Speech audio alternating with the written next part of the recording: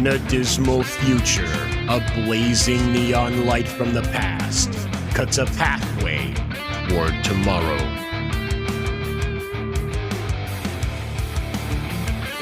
Bounding into comics and Brett R. Smith present Escape from the Future.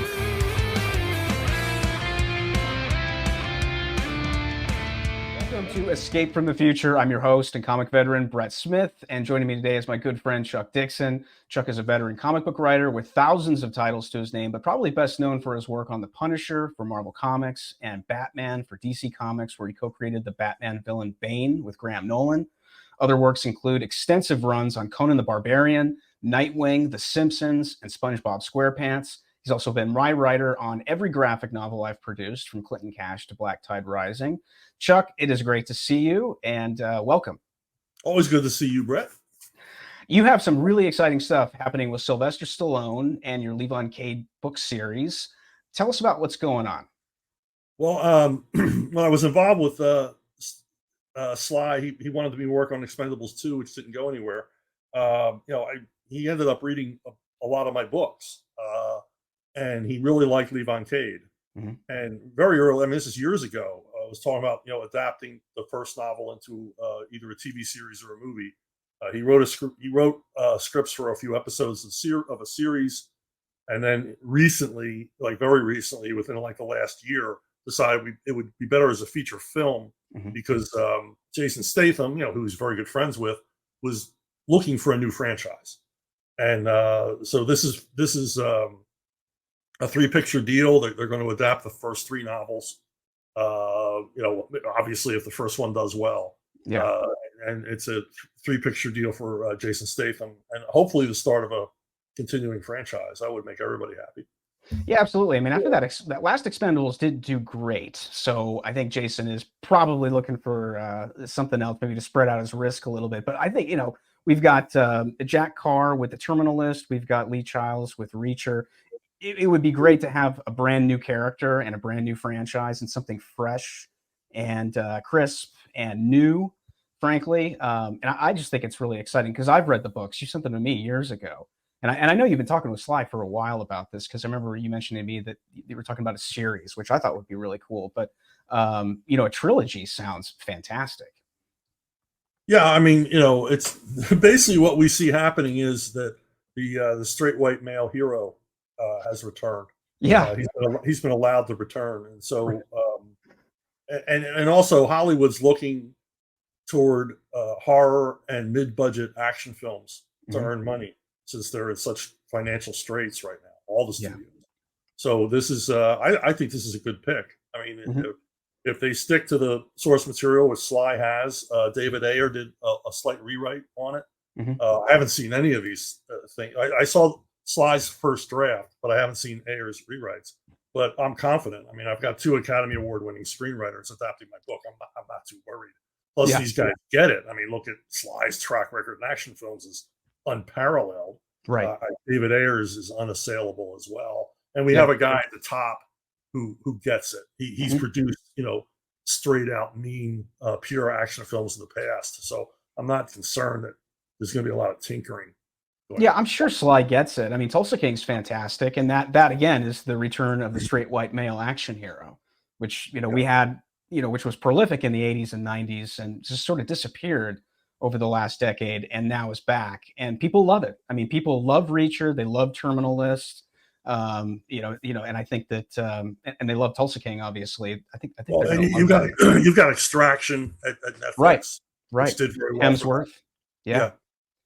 I haven't seen the sequel to that yet, but I really like the first one. Didn't the Russo brothers do that? I think they did. I think you're right. Yeah. So, but David Ayer, man, that's awesome. That's absolutely awesome. I mean, I love his stuff. I'm hoping we get a cut of Suicide Squad at some point in time. So, because I really like to see what his vision was, because I mean, everything I've read just says that basically just describes how the studio just completely screwed it up. So, I've talked to people who've seen his cut of it and say, you can see the David Ayer in it now. Because he's just got a sensibility, and he's fearless. He doesn't back down. I mean, I just rewatched Sabotage, the the Mhm. Arnold Schwarzenegger vehicle he made, Police Thrill. I mean, that's got to be one of the meanest action films ever made. I mean, just does not back down. And the producer on it is the guy who's working on Levon. So I mean, you Fan- see, my confidence level is high. Fantastic. Yeah. And Yeah. my confidence level usually isn't high because, when you work with these film people, oh, we're going to do this. We want to be in the Chuck Dixon business. 99% of the time it's a disappointment, Yeah. and nothing happens. But, I got a lot of muscle here. So I'm more confident than I've ever been. It's actually going to happen. Yeah, yeah, and with the success of Terminal List and Reacher, I think the trend of sticking to the source material and retaining that core fan base that's already there, I think is really smart. I've never read any of Jack Carr's books, but now I'm interested, and it'd be Yeah. great. You get that push pull marketing where the films drive people back to the source material. It'd be great to see happen on your books. Yeah, I'm already seeing a bump just because the name's getting out there. I'm I already believe seeing it. sales climb. So Yeah. Yeah, that's awesome. That's really cool. Yeah. So is there any timeline on this as far as when this is going to shoot or be released? Well, they're putting. I read an interview with Statham in Variety last week, and he said that they were putting together the pre-production, the Mhm. different departments, and their plan is to shoot in March. And if you know anything about these action guys, they've all got a calendar. They've all got a tight schedule. So if Yeah. he says they're going to start shooting in March, they're going to start shooting. Well, and he's probably going to start getting in shape, even though he's probably already is in shape, but he's going to be in fighting shape to do his stunts and all the fun stuff that these guys get to do on set. So Well, that's what Sly said. He said he was that Jason Statham was excited about this because he gets to fight a lot. Because he said Sly said that's all he cares about. Do I get to fight in this movie? that's awesome. Yeah, he's been kind of a staple in the Guy Ritchie movies, and I watched a Wrath of Man, which was good. I enjoyed it. I don't think it was one of Guy Ritchie's best, but I thought it was a really solid performance. I don't know if you've seen it yet, but it's definitely worth checking out. Yeah, definitely. Yeah, the thing about Statham is he's a great action star. Obviously, Mhm. he's a terrific actor. I mean, he's He got is. a lot of screen presence, and he can, he's the whole package. I mean, Yeah. he's an interesting guy, and you can't take your eyes off him on the screen. Yeah, And that's a rare combination because usually it's all it's all one thing or all the other. But right. this guy's got everything. Yeah, it's hard to find that these days, especially with action stars, which are in short supply these days, it seems like. Yeah. Where can folks find your Levon Cade books if they want to get jump on the upcoming movie or need Christmas gifts for that special someone? Well, Amazon would be the place to go. Okay. They're available on Kindle. There's audiobooks, Mhm. and obviously the print novels, all from Rough Edges Press. How many books are there in the series? There's 11 in publication. I just handed the 12th in to the editors, so Nice. they're working on that. So I guess that'll be out like early next year. Very cool. Very Yeah. cool. You're a machine. Oh Absolute well, machine. it's a compulsion now. Yeah, You know, right. They talk about writer burnout. I'm like Benjamin Button. I'm going the other way. I'm Right. getting more and more enthusiastic about writing. You're also writing and creating new characters for Eric July for his Rippaverse. Eric recently crowdfunded over $1 million for the first issue of Alphacore.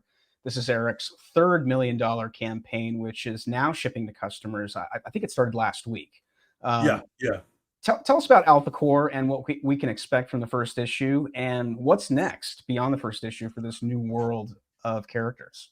Well, he's, Eric's created this, superhero universe. It's centered around a fictional town of Florist Spark in Texas. Mhm. And there's a whole backstory to how this town, grew and everything else.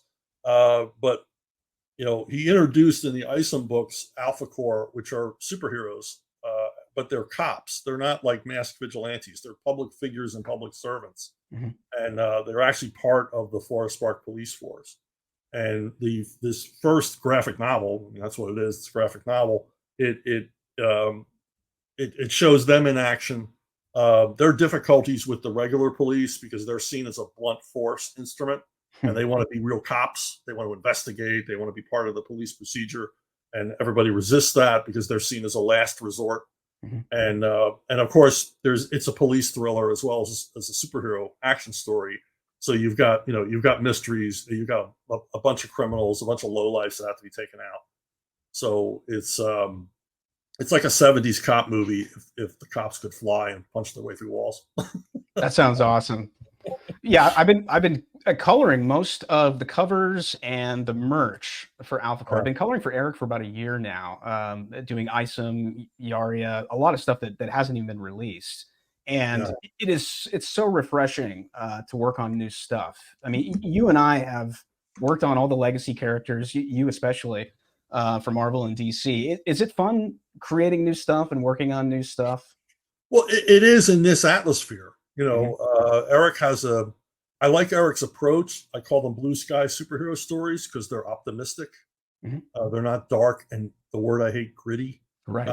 You know, we've turned away from that, what began in the 80s, to basically fetishizing superheroes. We're turning away from that and getting back to the traditional values of a superhero story. And I dig that. Also, the level of freedom he gives me is astonishing. Joe Bennett, my artist on Alphacore, and we're slowly turning into his Simon and Kirby. We keep coming up with ideas. You know, well, what about this and what about that? And my second project is something that a character that Joe Bennett and I created. And because of Eric's, you know, very, very generous participation program, we get to own a big chunk of this character. You know, far more than any other company would offer. And so, you know, we get some say here. And then Eric put me on a third project, and then recently I handed in a fourth project, a character that Joe and I created. Joe and I keep thinking, hey, you need this kind of character and that kind of character. And Eric's like, well, let's see what you can do. And we just start cranking this stuff out. So there's a lot of enthusiasm. We're really rolling here. Yeah, I mean, I can speak for myself. I've been given pretty much creative freedom in everything I've done. I've never, I mean, other than maybe costume color corrections here and there. You're stuck there, right? Yeah. Other than that, the guy is just, you know, I do my thing, I turn it in, and he's like, looks great, send it over. I mean, that's it. It's awesome. Yeah. I mean, if you're an accomplished professional and you've proven yourself, he just lets you go. Yeah. You know, he trusts you. And, you know, as a creator, you understand if you know that the people paying you have faith in you, it makes all the difference in the world. You know, you feel liberated.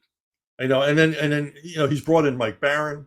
Yep. And then I recently on a Zoom call got to meet the Saska sisters, and wow, they are high energy. I mean, they are idea factories. I mean, they were just spouting stuff out. I had to take notes, keep up with them. So yeah, they're doing this Yaira. Is a good crew. This is a really good crew doing this. Yeah, he's putting together a really solid creative team. I mean, great professionals, and it seems like the customers are happy. They keep getting better and better with shipping and fulfillment each time. You know, they've got facilities, offices. You know, I mean, it's the real deal. It's really exciting to see. Yeah, their website didn't crash this last time. So yeah, they brought in a guy. He runs Taylor Swift's website, so it didn't crash. That ought to do it. I mean, it's nice when the website crashes because it means, hey, a lot of people are buying. But yeah, don't want to leave anybody behind. So, yeah, the enthusiasm is great. You know, and I was quite frank with Eric going into this. I said, look, you have a following, and they're buying these comics because they know you and they follow you. And I said, I'm not ego driven enough to think that every one of your fans even knows who I am. You know, so my biggest worry was that this thing would fall flat on its face because they're following Eric, not me. But Eric did a great job of like educating his audience as to who I was and the significance of bringing me on. So yeah, that was cool. And the Joe Bennett art doesn't hurt either. Not at all. Not at all. You know, he's got great creatives all around, and I think that shows in the work, and it brings a level of authenticity to all of the books, to where you look at it and you say, "Wow, that looks like something that used to come from the big two." You know, and that's the other funny thing is, I mean, most of the creatives have all worked for the big two. All of us have, and now we're creating something new, which is a lot of fun. So, and very exciting. Where can everyone pick up Alphacore #1? Because I still believe it's still available.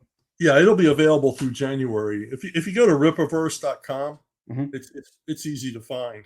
Cool. But yeah, it'll be available through January. Awesome. Well, the other fun thing is, a lot of times with the crowdfunding, you get one book and then you have to wait for the next one, for the next installment. That's not the case with him. He just keeps rolling out new stuff. I mean, Isom is obviously the flagship book, And then you're starting to get new stuff like the Alphacore, Mike Barron doing Goodying or Goodying. I forget how. I'm not sure. Yeah, I'm not. I think it's Goodying. Goodying, yeah. And then Yaira, obviously, I colored the cover for that with Kanan White. I think that was the first thing I did, and I just remember coloring that thing and just being like, "This is really cool. It's beautiful artwork, and this looks like an interesting character, and it's just fun to see fresh new characters done by professionals that look authentic." And again, look like stuff that the Marvel and DC used to do, which they just don't seem to do anymore. Everything that comes out of there nowadays looks like, I don't know, looks like it's like either fan fiction written or the artwork is just very subpar. They've lost so much talent. It's really sad. And the rare projects they do that are worthy, you don't even hear about them. You don't. They can't cut through the woke noise coming out of both companies. Yeah. Speaking of the big two, Mark Millar, or Mark Miller, as I've been told recently, is how it's pronounced. Yeah, I don't know how to spell over there. They don't. Mark's been pretty vocal about his concerns with the overall health of the American comic book industry in the big two. He cited a number from Publishers Weekly a couple weeks ago where it showed that American comics account for just 9% of total sales in North America. The rest is largely manga, and that 9% is the big two and all the independents. So he presented a pretty radical idea as to how to boost sales and enthusiasm at the big two. And he basically suggested that Marvel and DC swap their page rates with creative teams for a 50-50 split in royalties on anything over 60,000 copies. He thinks this would give those who are the most commercial freelancers out there an incentive to come back to the big two, considering so many have been driven away over the years because of declining page rates and declining royalties. I think right now, like the top selling books at Marvel and DC are barely cracking 50,000 copies. And when you and I worked for them, I mean, that's a number that equals cancellation. That was cancellation. Yeah, absolutely. I mean, when I worked on Superman for DC for the New 52, when they relaunched it, the first issue we had 120,000 print run, and that was just the first printing. I think the second one was somewhere around 100,000 as well. So I mean, these were normal numbers back in the day. What do you think of Mark's idea? And if DC called you up tomorrow and offered you this deal to write Batman, would you take it? I think it's a good. Mark's been spouting out a lot of ways that American comics could save themselves, and they're all great ideas. Mm-hmm. Unfortunately, they're all way too late. If Marvel or DC had done this, Marvel would never do this in a million years. Let me tell you this right now. DC would have entertained it under somebody like Paul Levitz, who would have done anything to save the company. But if they had done it like 15 years ago, it might have worked. But the biggest problem they have is the only way they can sell comics is, I think they're starting to realize that getting a headline and getting a lot of hits and things going viral do not translate into sales. Captain Potato Salad is gay now. Who cares? Nobody cares anymore. And I think they're starting to also learn that bringing back top flight creators isn't really making a dent anymore either, because they've skipped 2 generations of readers. Nobody knows who Jim Lee is. Nobody cares who Jim Lee is. I mean, they're doing a Dan Jurgens, Jerry Ordway Superman run, that is awesome. I want to read that. Me too. And how did I find out about it? I follow Dan Jurgens on X. Same here. The only place I heard about it. Right. And then the other thing is no matter how awesome it's going to be, and I assure you it will be awesome, it'll be wonderfully written and wonderfully drawn. What current reader cares? They don't care about Dan Jurgens and Jerry Ordway. That's 30 years ago that they were, the hot item. Yeah. And I'm saying this for my sake too. I'm not as pistol hot as I was in the 1990s. Sure. I have to be brought on and people explain who I am, So it's too late. I really appreciate Mark thinking about these things. And obviously Mark's a smart guy. I mean, he's inarguably the most successful comic book creator, in a generation. Absolutely. With all the ancillary stuff he's done. But I just think it's too late. I mean, DC's talking about reformatting. Too late. Too late. You've lost Right. these readers. And you say they have 9%, DC, Marvel, and Independents have 9%. Crowdfunders aren't on that board. If they were, they'd have 5%. Yeah, that's true. That's true. That's only the indies like the Image and the Dark Horse and such. I don't think Yeah. they're counting No, anyone in kind of the crowdfunded indie comic market, which they're counting the book market. I mean, Dan Pilkey, right. who probably has a market share equal to Marvel or more, and then manga, which rules the roost. Manga Yep. crushes them all. Yeah. And they don't ever they look at manga, they don't get what's happening to them. We could do this. We could do manga. And by manga, I don't mean people with big eyes and lots of speed lines.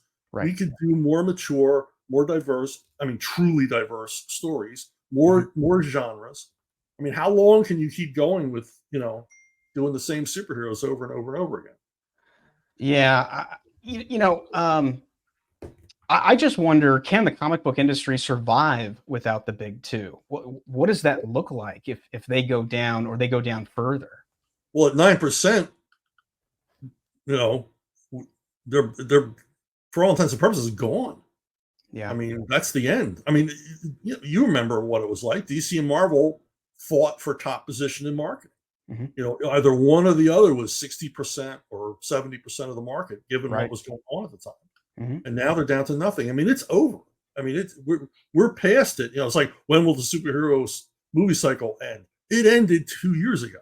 Yeah. It's over, and nobody seems to be recognizing it. And when these things end, they end quickly. And the more you hang on, the more money you're going to lose. And eventually, the parent companies of both of the big two are going to say, well, I mean, Warner's has already done it. I mean, they sent everybody a DC home.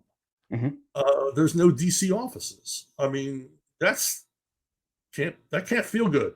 Yeah. Yeah. I mean, is everybody working remote at this point? Is in Burbank? Yeah. Is that? Yeah.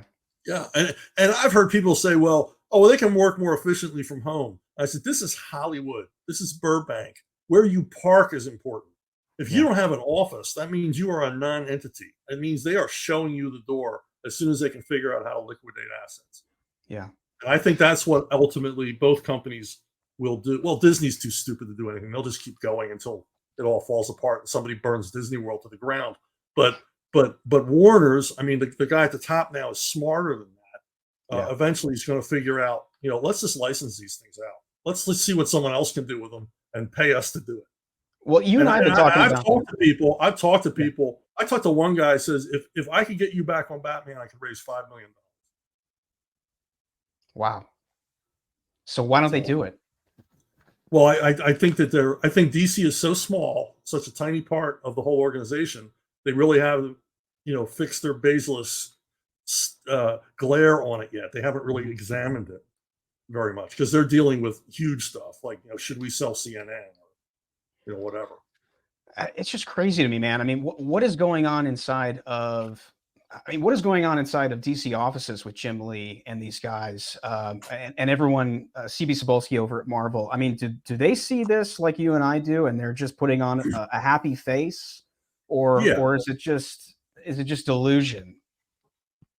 Well, I don't think they're deluding themselves. They have to know. I mean, they when you lose your office, come on, that's and it's little things at a company. When they run out of coffee and they don't order anymore, they send you these little messages, when the toilet in the men's room overflows and nobody comes to fix it. Right. You use the Starbucks across the street. Right. Yeah. It's little things that, you go, okay, we've been abandoned. We are no longer an important item here. And the end is nigh. You've talked a lot over the years about them, like you said, just taking the IPs, taking Batman, taking the X-Men, and just licensing them out to a Dark Horse or to an IDW and letting them make new stories and new comics, and then taking their huge backlog and just reprinting old issues. Do you think that is the ultimate end that we're facing here? Yeah, it's the only thing that makes sense financially. You've got all this material. You could be. I think they're doing pretty well in the reprint area. I've heard they are from retailers, that's really where the money is right now. Yeah. Yeah. Because I mean, oh, I want to read a good comic book. Well, you're going to have to go back a few decades. So, I mean, I know from what I order, I only order reprint stuff. And when I see the price point, I mean, you learn things after a while being in publishing. When you see the price point and the size of the book, it's like they're able to sell this for $100. They must be selling a bunch of these. Yeah. You know, these omnibus and stuff, those aren't cheap to produce. They must be selling a crap load of them. Yeah. And I see Marvel slightly moving out into the licensing thing because they allowed Taschen to reprint a lot of early Marvel stuff. If you ever see one of those editions, they are, oh my God, it's fanboy heaven. Yeah. And so, I mean, they've got to go this way. I mean, but American comic companies are traditionally so stupid. It takes them a really long time to see the wind has changed. I mean, one example that continues to frustrate me is when Bongo was doing Simpsons comics and Matt Groening decided he didn't want to do comics anymore. They just simply stopped doing them. Well, that's fine because their sales were down. They weren't making that much money. But in Europe, in a lot of countries, Simpsons was the #1 comic book. I mean, and we're talking big sales over in Germany, in the Netherlands, in France, in Italy. Simpsons comics were selling huge. And yet now all of a sudden the source material dries up. Why wouldn't you do what Walt Disney did in the 60s? Hey, let the Europeans make their own. Right. And in the 60s, Walt said, okay, if the Italians, the French, the Dutch want to continue doing Donald Duck and let them do it. We'll oversee it, but let them do it. Right. And to this day, Topolino is one of the biggest sellers in the European comic market. So, it's not like this hasn't been done before. Well, yeah, and also, it's not just about comics going woke, which is why we're at where we're at. That's one of the problems, obviously, the writers and the editors, but also, we've talked about this before. The boutique marketplace. Before you could get your comic books in the grocery store, which is where I bought most of mine as a kid, is on that spinner rack as we were rounding the corner and headed to the cashier. It was always, conveniently placed there, right? But it's the same with 7-Elevens and Circle K's and convenience stores, newsstands. That's dried up, that's gone. So it became the comic book store. That's where you had to go. And that's the beginning, I think, of, in my opinion, the end. Because they just did not diversify and they didn't fill those gaps where the grocery store and the convenience store made them readily available for anyone who went in to go get, a Coke and a bag of chips or something. So, they're not expanding their readership. Well, they actively abandoned the newsstand. I mean, they made a decision. Direct market's where it's at, and a lot of that was pressure from the comic book retailers that they thought that the newsstand was competition. Now, why they couldn't understand that? No, the newsstand isn't competition. The newsstand is your entry market. Right. And if you don't have an entry market, you're not going to have a place where a kid first sees a comic book. And if you don't have that, never going to walk into a comic book shop. Right. Nobody goes into a comic book shop cold. You only go into a comic book shop if you're a comic book fan. Yeah. You talk to normal people that aren't fans, aren't into it. Yeah. Hey, there's a comic book shop in your town? They don't know. They might even go to the Publix in the strip mall where the comic shop is. They just never noticed it. Yeah. Because it's like you said, it's a boutique niche market, and they actively, willingly, knowingly turned it into that. I always say that if the carrot industry was run the way comics were, within a year you'd have people saying, "Remember carrots? Do they still make them?" And that's what they've done. It's because comics have always been an accident. I mean, they were created as a default to keep presses running. And then the publishers were surprised when they actually sold. And that attitude has not changed. Well, the other thing, something else we've talked about is that it's always been a male-centric or it's been an industry which has been driven for male readers, for boys. Not always. Okay. Not always. 50s and 60s, it was girls buying the comics. Romance. Girls the comic book market. With Was that Archie, romance. Right. Young Romance sold 3.5 million copies a month for years. You had lots of romance titles. You had Archie, and girls were reading regular comics too. They were reading Little Lulu and Uncle Scrooge and Green Lantern. And my sisters read Green Lantern because they thought Hal Jordan was cute. So we've and they've totally abandoned that market. Yeah. And they don't know how to get it back. They think third wave feminist comic book stories are going to bring girls back to read. No, they're not. Because girls, your female readerships. I was successful on Nightwing because I was writing the kind of story that girls like too. There was a lot of interrelationship. There was a more dense plot. It wasn't just about guys punching each other. Same thing for Spider-Man. Spider-Man was successful for so long because of the soap opera elements. Right. And I call them soap opera elements, but it's kind of a pejorative. It's more complex human relationships in the story. Yeah. And women like reading about that stuff, and guys like it too, but they won't admit it. They do. I mean, to me, it's melodrama, and I think you have to have that mixed in with the action in order to tell a compelling story. It just can't be wall-to-wall action, but it really does seem that it's like this one-size-fits-all now. We're just going to make comics for everybody. We're not going to cater to girls. We're not going to cater to boys with certain titles or certain ideas. And I think that's a failure on their part as well, where you've just kind of given up on the things that get young boys excited and interested in these characters. I just don't see it anymore. Well, no, because they're going to reject what they see. Like they've rejected so much of things. I mean, comics aren't the only thing suffering. Oh, absolutely. I mean, look at the population of people going on to college and university. It's 70% female. Yeah, because guys get to university. This happened to me in 1972. I went to orientation at Temple University and thought, they don't want me here. A white guy from the suburbs, I'm not welcome here. Right. They don't want me. So I didn't go.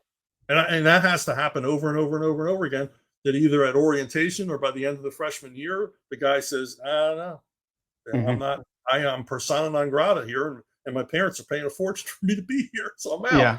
And we're seeing that across the board. I mean, the streaming services, movie attendance, television series, everything else falling apart because they're not aiming it at an audience that actually wants to see. Look what Disney did. Spent $8 billion to get 2 male-oriented franchises and immediately turn them into girly stories. Yeah, Chris Gore talked about that.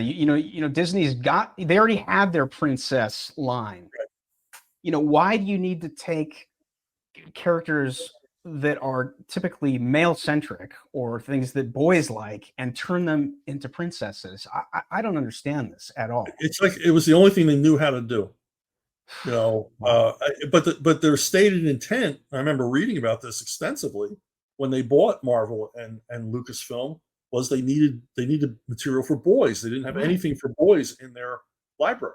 And then they, screwed both of them up as the worst possible ways you can imagine. Yeah. It's amazing how bad they've been at this. But like we were talking about, we have seen other studios like Netflix and Amazon course correct, and I think make some stuff that guys really do love and want to show up for, like Terminalist, like Reacher. Paramount's got Tulsa King. They've got I think Yellowstone. That's another one which I think brings in the guys and the girls. That's a phenomenon. That whole thing is a phenomenon. And the thing is, do they learn a lesson from these things? And to my mind, Paramount has not learned a lesson from these things. They just keep pressing Taylor Sheridan for more and more material. I read recently that they're going to capitalize on Yellowstone's success by giving George Clooney a television deal. Well, that makes no sense whatsoever. When has George Clooney ever been successful in anything he's produced? Never. And how does that relate to Yellowstone? It doesn't. It's the polar opposite of what Yellowstone's doing. Anything he would produce would be, a limp noodle compared to what Yellowstone is doing. If I were Paramount, I'd be searching for the next Taylor Sheridan. Yeah, I'd give Craig Z. Zoller $1 billion to come and work for Paramount. Yeah, man, that guy does not work enough at all. Well, now there may be a reason for that. Maybe that's the way he works, but there's guys like that out there. There are. There's another guy out there. The guy did what's it called, the Murder Club or something like that. I mean, he did Blue Ruin. Okay. I'd go grab that guy. Would you like to create a TV series for us? go as dark as you want, go as crazy and nuts as you want. Yeah, I mean, but they don't learn the lesson. Taylor's obviously a fast writer and pretty prolific. Yeah, I mean, he can crank it out. Yeah. I'm stunned. But there's obviously a limit to how much he can do and how much he can take on and still have a life. So they're having the quality of the work has got to suffer at some point. They're having him produce the Bass Reeves show, which is on right now, which I've been enjoying. I really liked last night's episode quite a bit. It is definitely, it's written by another guy who's, I think, is talented, but it's definitely not Taylor's writing. But I think it's obviously under his tutelage and he oversees the whole thing and probably gives a thumbs up or thumbs down. But I think that's a strong series. I think it's great to have a Western, and Bass is obviously one of the more fascinating lawmen of the Old West. That's for sure. Right. So, but yeah, there's just, I believe there's a lot of talent out there. Oh, yeah. I just, not only in comics, but also in movies and TV. But I think that a lot of the gatekeepers and a lot of this DEI and, woke stuff, it keeps those people out. So it's not for a lack of talent out there. I think there's probably some writers out there who have written brilliant scripts, which are just thrown in the trash because they don't check off enough boxes, for these people in marketing who have the PhDs and basically are dictating to the creatives what they can and can't do these days. Well, either that or they get a good piece of material and they go, well, we're going to make the lead an angry black woman. And it's like, it's a romantic comedy. But I see, because of the financial constraints, I mean, they're not stupid. There's money men involved here. There's banks and credit companies and stuff that, hey, we want a return. You've got to start making money. That's why there are more horror movies in production currently than in the history of cinema, because they don't cost as much to make and they earn. And like I said, they're returning to the mid-budget action film. I think the next thing we're going to see is a return to the mid-budget comedy. And we see, Zaslav at Warner's at his first meeting said, why isn't Warner Brothers making more gangster movies? Yeah. Isn't that what we do here? Yeah. And it's like, when I heard that, I'm like, well, there's hope. Yeah. There's hope, because the money guys are going to come in and go, look, this is what makes money, make more of this. This is what people actually want to see, make more of this. They obviously don't want to see the crap you're doing. They're on to you now. Right. The MCU, it took a while for the fans to realize, hey, we're getting crapped on here. Yep. Yeah, no, absolutely. Yeah, I for all of Bob Iger's talk about turning away from the agendas and the activism and getting back to escapist entertainment. Just hide their agenda. I don't buy it. I mean, intercompany, messages say basically, shut up, stop talking about what you're doing. So no, to the public, we're going to get back to making the kind of stuff you love. To the staff, it's keep doing it, but don't talk about it so much. Yeah. Gay it up, but don't let anybody know you're doing that. Right. I mean, when you become the ridicule of South Park, people are onto you. That's like you've awoken the sleeping giant. I'm just waiting for that to happen at some point in time, and then they finally did it, and they did it with some ferocity, I would say. Put a chick in it and make her gay. I mean, that whole thing has become a meme. It's become, it's become something that people identify with everything that Disney does, and how they shake that is going to be interesting. I just don't know if they can. I think they could very easily, just like Marvel could turn things around on a dime. But it's like you were saying, it might just be too late. But I mean, this isn't the first time South Park has made a cultural sea change like this happen. I mean, South Park almost single-handedly made everybody change their attitude toward Walmart with a single episode. So I mean, they've done this before. That's where true. South Park's greatest contribution to our culture is letting you see what's going on right now as a society, as a culture. It's like, this is why this is happening. This is what's happening, and a lot of it is your fault. Yeah. I think those guys tap into the old National Lampoon from the 70s. I think that's absolutely. Kind of what I think. We had the magazine back in the 70s, the 80s, and now we have South Park. I mean, that's basically what they stand for, which I think is absolutely. Fantastic. It's just fearless. They, they don't. Everybody's ass is up for grabs, as Lenny Bruce used to say. Yeah, yeah. Babylon Bee gets it sometimes. They had a headline the other day where it was Bill Cosby joins Hamas, so feminists and leftists stop calling him a rapist. And I looked at that and I just said to myself, not only would Chuck find this absolutely hilarious, but it's straight out of the National Lampoon in the 70s. That's something that Michael O'Donoghue would have written. Yeah. So those guys are also good at pointing out irony. Absolutely. Yeah, absolutely. Yeah, I just watched, speaking of Michael O'Donoghue, I just watched Scrooge the other night, which I saw in the theater, but I watched it again. Yeah. I haven't seen it in a long time. It's a great movie. It's so much fun. That is. God bless Richard Donner and Michael O'Donoghue. Well, sadly, we're out of time. Chuck, give everyone your social media coordinates so they know where to find you and your work. I'm on Facebook. I'm on Twitter or X. It's not hard to find me, and I have my own channel on YouTube. Ask Chuck Dixon, where every week I answer questions from you, the folks. So, and that's been growing exponentially over the last few months in popularity. Yeah. So that's where you can find me, or just go to Amazon, put my name in. Exactly. Yeah, no, it's a great time to do that. It's the Christmas season, and like I was saying, your Levon Cade books would make excellent gifts for that special guy in your life. I think so. Absolutely. Well, make sure and like and subscribe to Bounding into Comics for more videos like this one. Also, let us know in the comments section your thoughts on this video. Thanks for hanging out with us, and we'll see you next time. Thanks, Chuck. Appreciate it. Sure thing. Anytime.